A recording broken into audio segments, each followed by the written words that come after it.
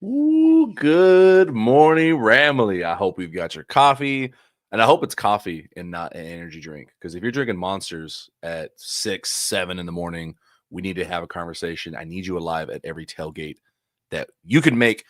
I am Tuna. I will be joined shortly by my co-host. This is Tuna and the Sheriff in the morning, covering all things Los Angeles Rams for you, breaking and current. What do we got going on? We've been doing a little bye-week special, the good, the bad, and the weird, figuring out what we know about the Rams through 7 weeks. Last Wednesday, what we covered was the bad, getting the nonsense out of the way. We did a little bit of the good. We're going to continue this morning with the good of like, hey, this is what we know through 7 weeks. And in honor of Halloween popping up here soon, we're going to go through the weird, the things that might look bad, might be good. We're not sure, still question marks that we're going to learn through the rest of the NFL season. So let's get into it. Like I said, I am Tuna, one half of this show. Going to be joined here shortly by my brother, my rock knower, my Halloween costume goer. Do you wear Halloween costumes?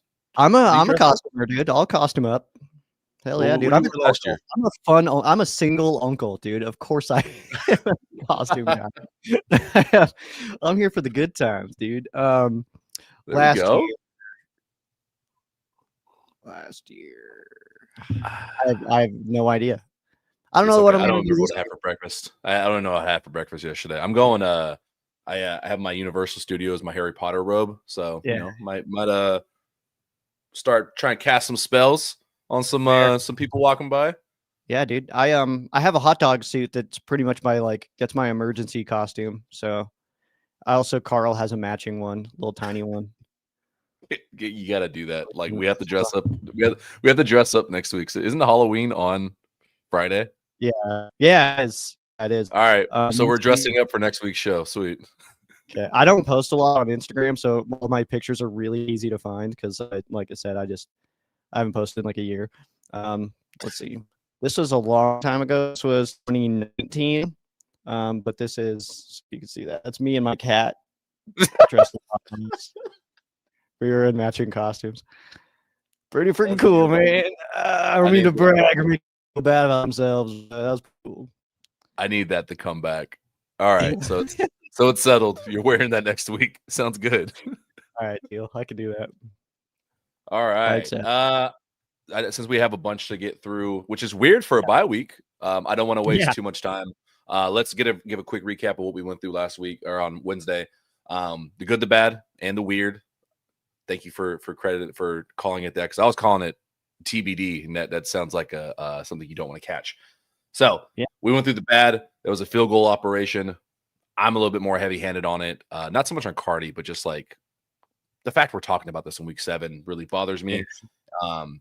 We talked about the secondary being like not the greatest on paper. They've had good weeks recently, but they still maybe want to bring someone in. And hopefully they just continue to develop. We also went through the good Stafford MVP, and then we're going to kind of keep going from here. I went ahead. I took the liberty of listing some stuff I thought was good. If there's something you want to add, Joe, that I'm missing from here, but we can pick up wherever you want to. Wide receivers, that pass rush, and then I got my boy Quentin Lake. Quentin Lake's been balling. That's so funny because, like, obviously that is a correct answer about what is good about the Rams, but it's also so funny that, like, obviously you're gonna pinpoint that and be like, no, we're gonna talk about it. I always put Xavier Smith on here, like, hey, he's been a very consistent returner, not dropping the ball. He's always one block away from it, anyways. But that's so funny. Yeah, but you're also right. I mean, these are all very good parts of the Rams right now. So, do I know ball? Do I know ball? You've met Ball, dude. You shared a bus with Ball on the way to work for a couple of years. You introduced me to him. You introduced us. So where do you want to start off at? Dude, let's hit them wide receivers, man. I'm fired up about this squad, dude. I mean, whoa. I thought I had Tay in here. I don't have Tay in here. No. Come on, Tuna. God. All right. Wide receivers, dude. I mean, we lose Puka Nacua, who is, the greatest player of all time. I mean, future Hall of Famer Puka Nacua. And and the Rams just put up more points than they have all year. It's like I don't know. That's why I would put Sean McVay on there myself. And that's simply why is because we lose a Fair. player and you have a team in the Jags where they're like, oh, okay, so they're going to probably just hit Devontae a lot. We're going to see some more Witt and Tutu and stuff like that. And like, psych, get ready for a lot more Davis Allen and Colby Parkinson in your life, dude. So it was just super awesome to see, man. That adjustment, like, it doesn't matter who's out for us. We'll create a formation and all like we'll just adjust the offense entirely to go ahead and hit all of that, man. But obviously this guy here, Devontae Adams, I mean, what an addition, man. I stand by it, and I know we all love Cooper Kupp, dude. This is a Cooper Kupp hate-free podcast, but Devontae Adams coming over made our group better. It's different. It's just different. The things that Cooper Kupp is really good at it's like Kupp showed you, like, hey, if you're already not like in the 1% of athlete, I know I have a skill set to teach you how to get open against anybody. Like, it doesn't matter. Devontae is, all right, I can do a lot of those things and I'm extremely smart as well, but I'm also in that 1% of elite athlete. Like, let me show you what you can really fucking do. And he's helping these guys elevate their game. Like, we haven't really seen Tutu or the younger guys really blossom yet. I think their moments are going to come. It's still a very long season. We're not at the halfway point. So I think there's going to be a lot happening there. But you're right, man. Those personnel changes, it was so fun to see on that first drive. Yeah. When like they rolled out and I'm like sitting on the couch trying to like wake the hell up. And when they were on offense, I'm scooting forward. I'm like, hold on. 1, 2, 3. Yeah. Is that 3 tight ends? What are we doing? And that's like the funny part too, because it's so early in the morning. So I'm like pulling one of these, like, what is that? What is that? Cartoon sound. Yeah. What are we doing? Exactly. Like, wait, that can't be. How many guys wearing 80s are out there right now, man? Like, so yeah, it was fun. Because I don't normally think any wide receivers in the 80s right now. I don't think so. Whittington, 88. Oh, that's true. Yeah, so only him. But yeah, that's like I did go. I'm like, man, there's a lot of white guys on that field. We got some speed out there. What are we doing? No, it's it is unique because it's completely counter to 11 personnel. Those that are like still learning football as you go, 11 personnel. Anytime McVay has 3 receivers and 1 tight end, 1 running back on the field, that's 11 personnel. That's the 1 tight end, 1 running back, 1-on-1. 13 personnel, 1 running back, 3 tight ends, so 13. It's counter to what he does with 11, but him having Ferguson, it's like the mirror opposite, where like technically you have a receiver out there in Ferguson, so it's cool to see. I like how he did it.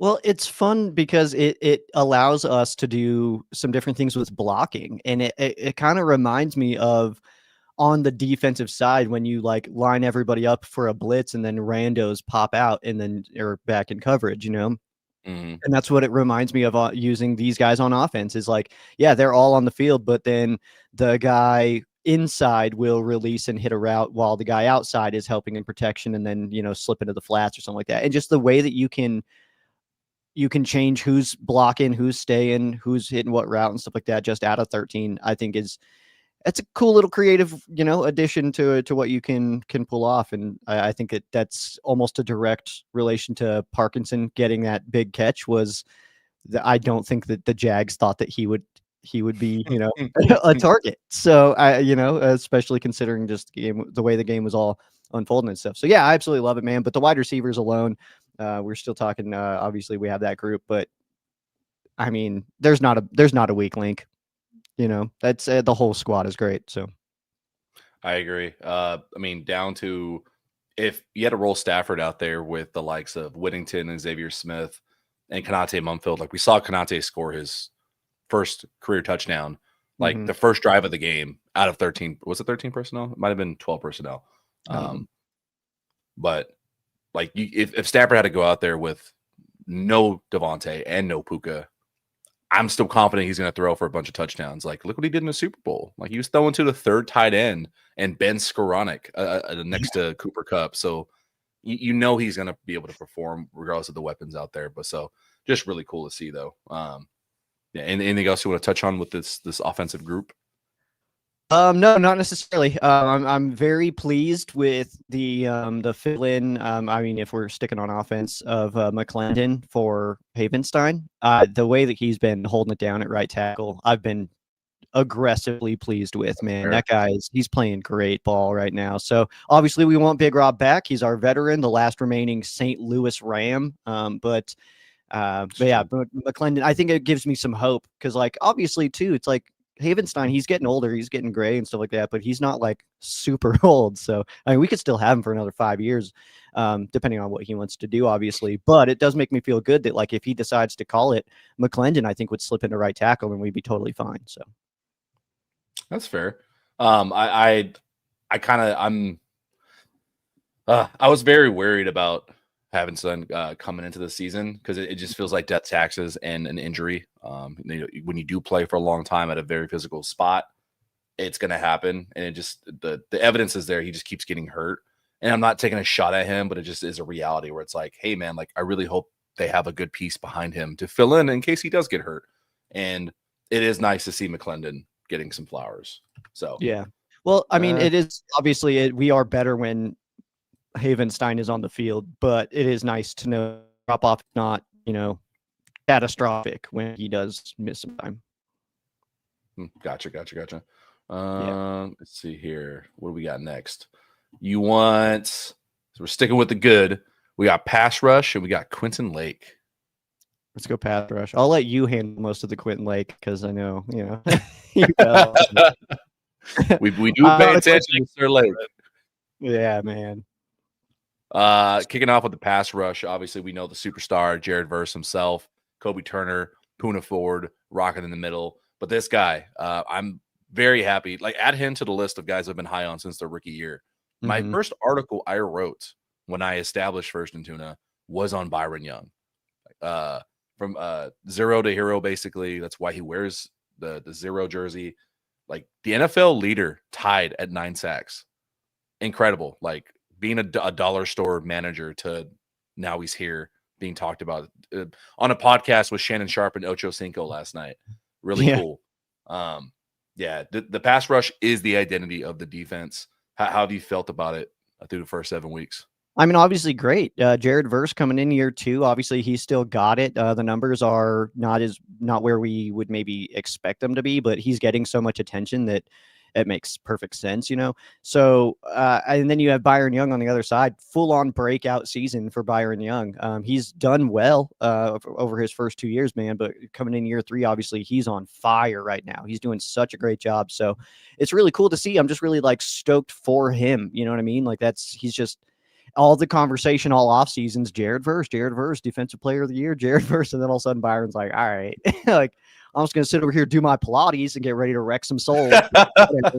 And so it's just super, super cool to see, man. And then, yeah, just Byron Young, the way he's just kind of handled all this and in his become like such a brotherhood with Jared Verse, like the way that they're like they're about to fight each other, in the post game press conference and stuff like that. Man, it's such a cool dynamic, man. There's nothing to dislike about this pass rush right now. And Byron Young having a breakout season, man. I'm absolutely I think mostly as thrilled as I am to see him, getting the quarterbacks like that. I'm just happy for him. You know what I mean? Like, he's seen it over the first couple of years where he's started strong and then started kind of not getting it, not getting to the quarterback. And then at the end of the year, he's finally starting to get home. So to come out at the beginning of the year and just start wreaking havoc, I'm excited to see how the rest of the year goes for him. I'm excited to see where he ends on the sack numbers and the combination with him and Verse. I hope we keep that together for many, many years because it's incredible. One thing that I don't think a lot of people know is Clarity Sports is the representation for 2 players on the Rams defense. They're going to have a hell of a fucking field day because they represent Byron Young and Quentin Lake, and both of those guys are balling right now. So they're going to have some fun negotiations this offseason. But shout out to Days In for, I know exactly what you're talking about, that video of Verse and Young. Yeah. What was the question? Like, who do you not want to sit next to on a long flight? I like that. The entire team said Jared Verse. Yeah. And he only got hurt because Byron said, "I don't want to sit next to you." So he's like, "Well, I want to sit next to you." Like That's literal so 5-year-olds funny. Yeah, fighting that's so with funny. one They're another. brothers, man. I love it. It's so fun. Shout out to Days In for getting that because that was like the purest. If anything, that made me miss like practicing in high school football. Yeah, Like that made me miss like just the stupidest arguments you can imagine. it's good stuff, man. Good stuff. Mm. But yeah, Byron Young, man, it's shows consistency for me. Not like because not going 3, 4, 5 weeks. Like it happens in some guys like Yeah, careers where you don't get a sack or you don't get a tackle for loss. He's getting one every single game. It shows a level of consistency. Like it doesn't matter the opponent, doesn't matter how the sack happens. The fact you're there, like you don't happen to land into 9 sacks. Like you have to yeah. be active and have a high motor. And obviously those Pilates worked. Insane. Like he's the fact that that's what he changed and now he has 9 sacks. It's hilarious. Dude, are we gonna do Pilates? Is that I will do Pilates if that's what changes my entire life around. I mean, I have a desk job, so I don't know how much it's really gonna help me, but I don't know. You'll get taller. Yeah. It'll make you taller immediately. I'm excited for it though. But yeah, that pass rush, man, that's the identity of the defense. And I hope Shula does stick around for those reasons. Mhm. The defense he's helped create and evolve since Raheem Morris left. Well, that's Um, just it. Is yeah. in fairness, I mean, hopefully there's somebody on the squad right now, maybe a G Money or something like that, that's kind of learning how we do stuff around these parts, and kind of similar to how Raheem Morris to Chris Shula. That was pretty seamless transition. So maybe there is, maybe it's an Aubrey Pleasant, maybe it's a G Money, maybe who knows? Maybe it's Ryan Win. Oh no, that's offense. Give Smith or some. You know what I mean? Like who knows? So. I don't know, man. Yeah, Aubrey Pleasant. I mean, that's another guy that could be gone after this year. I freaking love that guy. He's talked about like he's doing the assistant coach thing for like 2 or 3 years now. So Yeah. who really knows? Yeah. All right. Last good thing before we dive into the weird. Yeah. Our guy, friend of the show, mayor of LA, like as I like to call him, Sir Quentin Lake. Boom. That lad right there. Pay the man. He is performing as a top 5 player at his position. What is his position? Is it safety? Is it cornerback?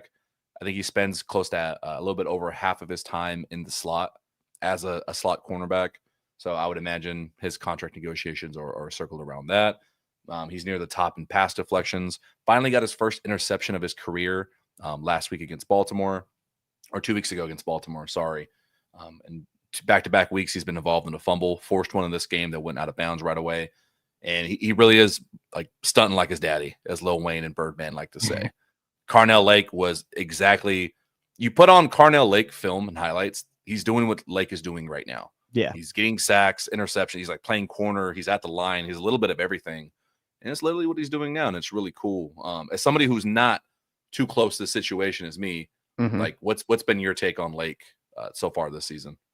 My Lake take is very much that he's killing it, man. I mean, I think that this is I would consider this very much like Byron Young, a breakout season for Lake. I mean, he's been good this whole time, similar to Byron Young as well. But Quentin Lake, I mean, it's watching him play this year. I mean, it's a clear-cut difference than what we've seen in the past. So, I mean, yeah, nothing to complain about, man. I mean, I think he gets that C on his jersey there that you can see in that picture for a reason. It's not an accident. So I think that he is one that hopefully does stick around. I mean, it's a position group. And yeah, you asked what his position is. I mean, there was a video where he was like a secret player or something like that, and he just called himself a DB.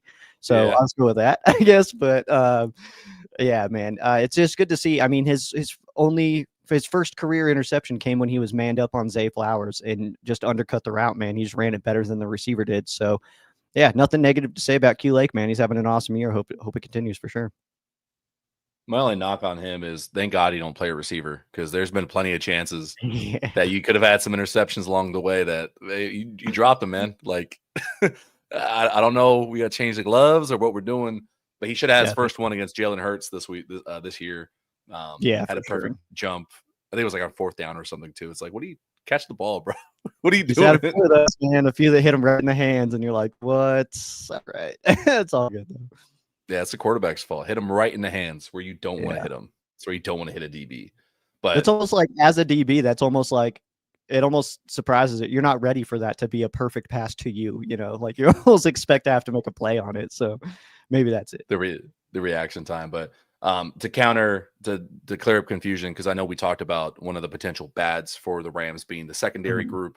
There is a very stark distinction for us between the cornerbacks, like the outside guys, and that safety group, which we're counting Quinton in, because the safety group has been really good.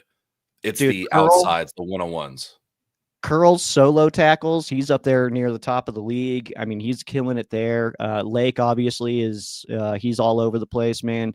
Kinchins has had a solid season so far. I mean, yeah, there's no Tank is destroying people out here every single week, dude. He blasts at least one person a game where you're just like, oh my God, dude. Like, that's cool as hell. Cam too. Cam's timing has been better. His timing meeting receivers at the point of the catch to like lay a hit has been really good. So yeah, count Lake in there as well. Also, last tidbit, I saw that the Rams are tied for first in least missed tackles by a defense through 7 weeks. So that goes to speak volumes to the entire team. Yeah. Now, sir, this is all you. This is you're doing. Got some Halloween. So see, we're for festive. It's spooky season. Look at this, dude. Look at that. The weird. Explain the weird to our fans. The offensive personnel of the LA Rams. I think that overall, man, I mean, what we talked about it here a little bit is the fact that, we're rocking, a hell of a lot of 11 out there with Puka Nacua and Devontae Adams, all that good business. And then Puka Nacua gets hurt, man. He's dealing with an ankle injury. So we still could go 11 personnel. Psych. 13, all 40% of 13 personnel on you. 6:30 in the morning, man. Wasn't ready for it at all. But the offensive personnel, man, I think that's just a nod to Sean McVay and being able to adjust, man. It's not this is my offense, fit in it to the best of your abilities. It's okay, who are my players? All right, how can I make my offense use these players in a way that we can put up some points? We lose Puka Nacua, future Hall of Famer Puka Nacua, and we put up 35 at the most we've put up all season. So it's weird, but it's cool as hell. It's weird. It's I'm torn because I talked to some friends that feel not having Puka really was one of the best things to happen, because it forced McVay to do this. Who knows if he wasn't going to do it with or without Puka? Like, there's no like it was a rainy game. Whatever they saw against the defense, like instead of Kanate out there, maybe that is Puka out there, or maybe it's 12 personnel instead of just 13. Like we really we don't know. We can only go based off what we see. My weird feeling about the personnel moving forward is like, okay, when Puka comes back, are you just not going to go to this anymore? Like, is it going to be just a flash in the pan and you just go away from it? It's like, well, what the fuck was the point of that then? Yeah. Are you going to do this more in the goal line? For me, it's more of a question mark of you're bringing in 4 tight ends every game. Fucking use them then. I'm okay with you using them. Like, if you're going to put up 30 plus a game, hell yeah. Fuck. Sorry, I love the receivers, but bring in the big bodies and run the ball better.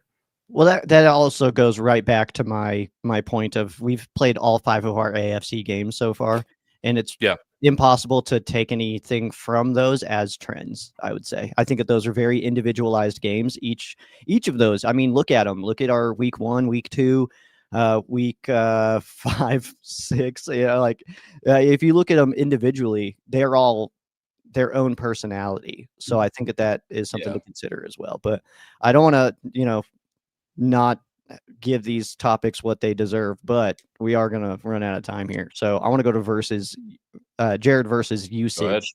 The way that the Rams are able to use Jared versus, first of all, I think it's a direct correlation to the fact that Josiah Stewart comes in and is a very good player.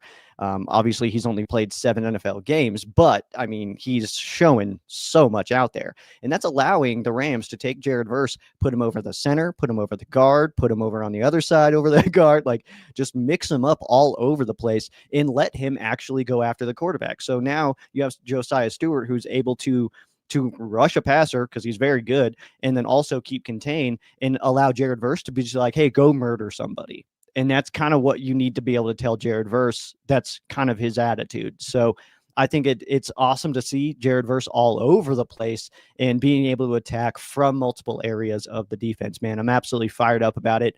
And I think it's going to be one of those things where in years from now, it's like, oh, when Jared Verse leaves, you can't replace that because he plays all over the place. That's not just a position that you can just throw somebody in. So I think Jared Verse is on his way to becoming a great in this league if he's not there already.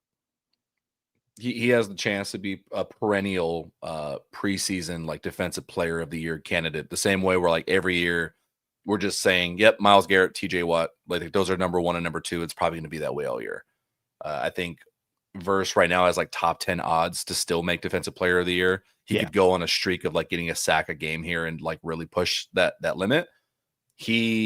What I really want to see, and the reason why it's weird for me, like mine's not even a personnel grouping. It's more of a, all right, we're going to come down the stretch of the season. This is where you want your best players to just be the best player on the field. Like, cool. The whole defense has been eaten. We're going to come to situations where there's tight games. Like, hey, you got a 1-point lead with a minute left. I need Jared Verse to stop the game. Yeah. The same way Aaron Donald would and always did. Like, this is why you're here, Verse. Like, you are the name. You got to go beat the left tackle, stop the play, like end the game right now. That's what I want to see him take that next step. Unfortunately, he's tasked with that so early in his career. Yeah, I'm really excited for a moment. Hopefully we get it at some point where we get a sideline clip of Sean McVay saying Jared's going to make a play, and then he does, and then we can put those side by side, which would be or Shula in the headset of the play caller. Tell Verse to go kill the quarterback. Like just commit a crime. Unleash Jared. Blitz the opposite side of the line. Let Verse take on 3 guys by himself. It's gonna be a play called Verse Unchained or something, and we're gonna call that Verse Smash. Yes. All right, man. We can hit the run game here. The reason we're putting this in the weird is just because it hasn't really taken off. There's Kyron obviously is a very good running back, but it seems like we don't have explosives out of the run game. We do not see Jarquez Hunter.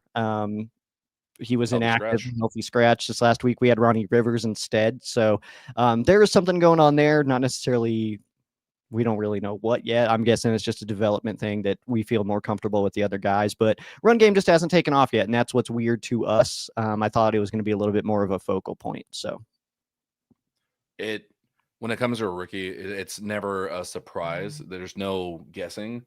Yeah, it really comes down with McVay. It's just he doesn't think that he's ready. Like they're the same way with Ferguson. Like you don't really only seen him start getting a little bit more play time the last 2 weeks, or at least some targets, and it's because they just felt like he wasn't ready. Maybe you mix in a little bit like you were saying with Ferguson of not wanting to show all your cards before the NFC stretch here. I don't think it's that way with Hunter. Overall, like the run game hasn't been as heavily leaned into. Like obviously we're completely opposite what I thought we were going to be coming into the season. I thought we we're going to be 30 plus carries a game. Stafford maybe gets 25 touchdowns. It's completely opposite. We're a pass first team, which isn't bad. It's just not what I expected. Leads the NFL in touchdown passes. Yeah, he's 8 away from what I thought he was going to get this season. So I feel really dumb that I don't know ball that well. So freaking cool, man. But yeah, so hopefully, I mean, that's where we're at. I feel like we will start to, once we get to the colder months, we get to, we're going to be into November football now when we're back on a field. November, December football, it's a different thing entirely. So I think we will see the ground game start to get a little bit more action as we go on. I think bringing in one thing from the good with the weird is the run game into 13 personnel. I would expect that we see it a little bit more lean into. It is very cool that they can kind of come out in different forms on offense, depending on who the matchup is and win in different ways. So that is also very good. It's very cool. So I don't know about you, Joe, but I feel like we learned a lot about this team the last 7 weeks. I will say we learned less than we think we know. I think that you give this another 7. Yeah, you heard me right. I feel like we go another 7 weeks and it's like, oh, we didn't know anything. It's like we're going to look back at the bye week and be like, oh, we weren't even close. Like that. I really feel that way. Like, you know what I mean? That's fair. Yeah. That's McVay likes to keep you guessing. What is your number one thing that you think you like the most or hate the most about this team? Like, so what's the one thing you're taking away from this team through 7 weeks? The pass attack and how well it's going. The way that Puka Nacua is just crazy. The way Devontae Adams has really opened up this team because, I mean, as well as Puka Nacua is playing, teams are still putting their number one corners on Devontae. So, I mean, there is no plan yet from defenses on how to stop this pass attack. Stafford is playing absolutely out of his mind right now. He's playing such good football. Back injury. He was, we needed it, man. We needed him to come in a little hobbled. Otherwise, he's not good unless he's a little banged up, There we go. Yeah, Puka doesn't start playing well until he's bleeding from the face. That's what we always say in Los Angeles. That's a old timey wise tale that my mother used to tell me. That goes back to the 40s, man. Everybody knows that. Well, it's Friday. We're at the end of our show. We've learned a lot about the Rams. We've learned a lot about ourselves. It's all about what we've learned and the friends we've made along the way. Sheriff Joe Bags, how are we closing out the show? What are we listing? It's Halloween season. So what do we want to list? Well, next week is Halloween. We will be on an episode on Halloween. So let's not show all of our cards here. But Halloween movies? Who's the scariest player the Rams have ever had? Scary players on the Rams. I'll go out of left field. Cortland Finnegan. Oh, great call, dude. Great call. I got his jersey in the closet right now. Scary. We'll go Leonard Little. Scary. Okay. Yeah. I had like a rough one. I mean Aaron Donald, that's the boogeyman. That's the boogeyman. Yeah, that's fair. Obviously give me Deacon Jones, dude. It doesn't get much more scary than that, dude. I got one for you that's gonna haunt your nightmares. Let's do it. Brett Rippon. No. Brett Rippon taking a snap from under center in Lambeau. God. Still haven't forgiven him or his family for that. I'm still mad as hell, dude. Let's get the